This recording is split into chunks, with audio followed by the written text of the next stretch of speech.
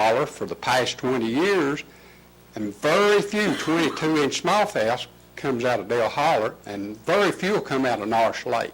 I've been at a lot of the bass fishermen. I used to bass fish myself, but you're going to hurt the economy in these counties, and this is no time to pass this.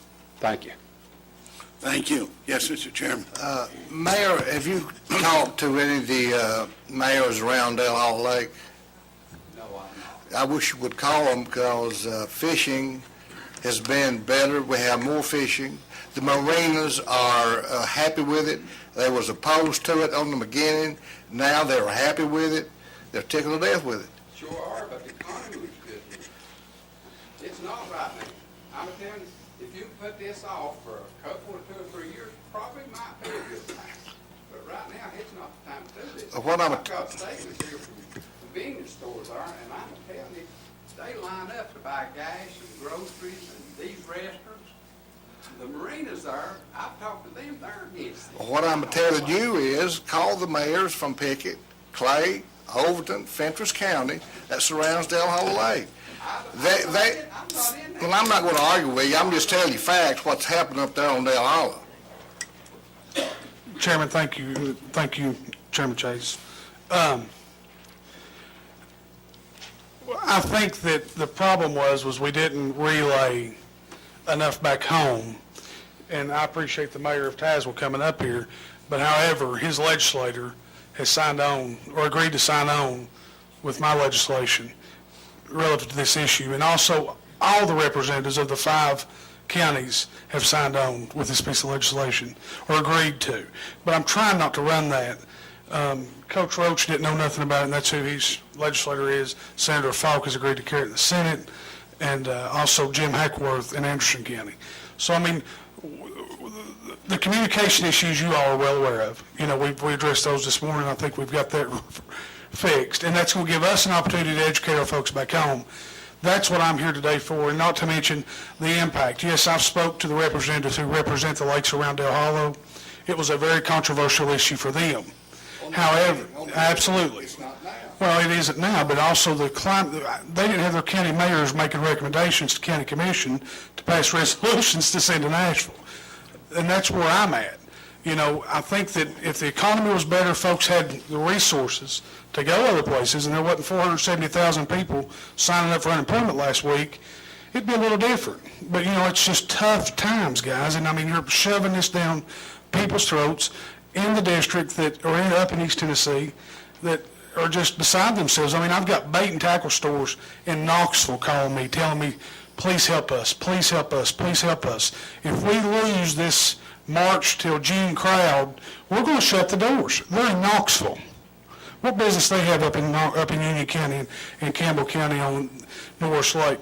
You know, and that's what I asked them. And they said, Chad, one of them said they did $190,000. I don't know how they get their numbers, but it's the bait shop. It was $190,000 those 3 months on Norris Lake in smallmouth bass fishing.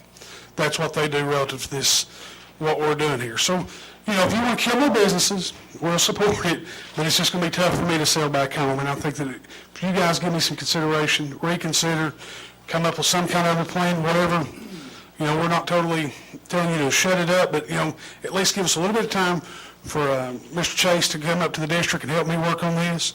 We'll work together. We'll come up with a solution. Let's just put it off for a little while. Thank you again. Thank you. Bill Reeves, do you have anything to say?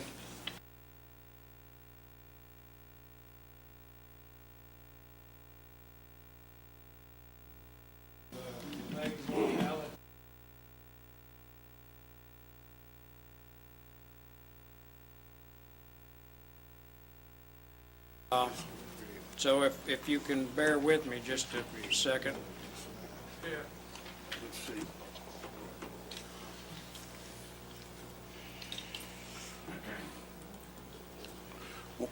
Okay.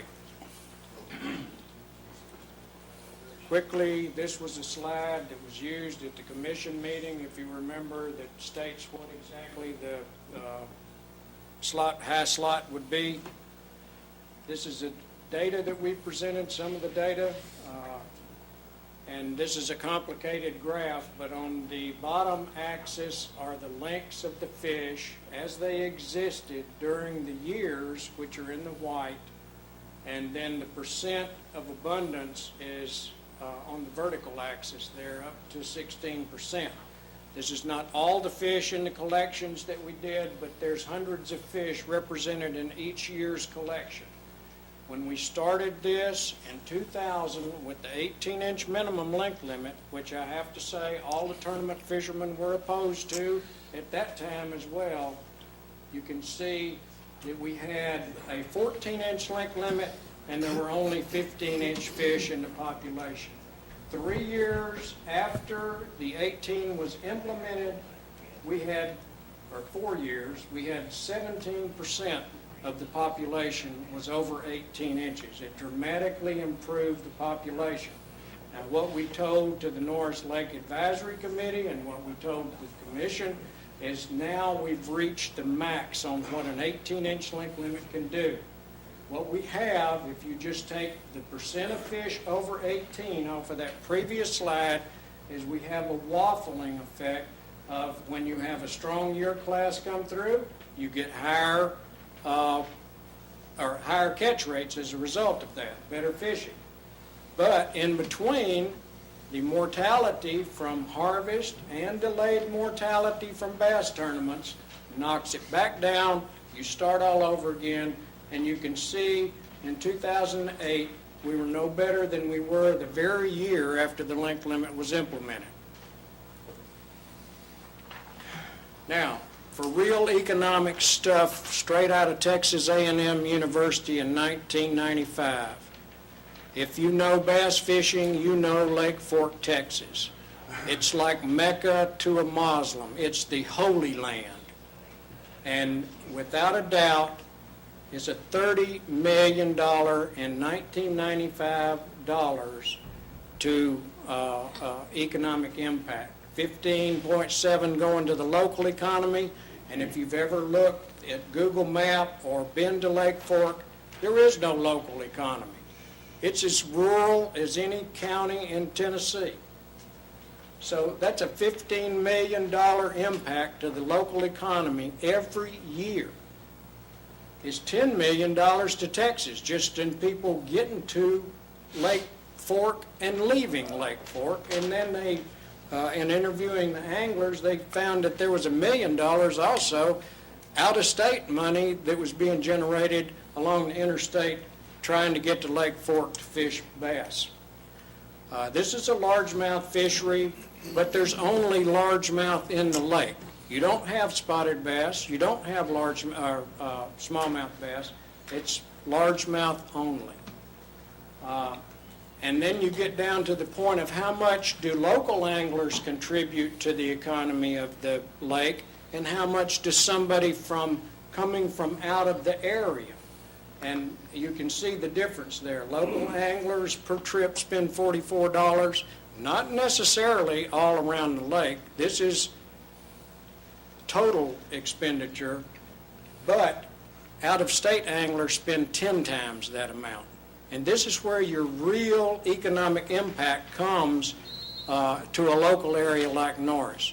And you put a high slot on the smallmouth population, and it's like painting a bullseye on the lake to these people from all over the country that want to fish a high-quality fishery. Well, that's enough about that. The lead author in this is Rachel Chen. She was a graduate student at Texas A&M at the time. She's now a professor at UT. So feel free to contact her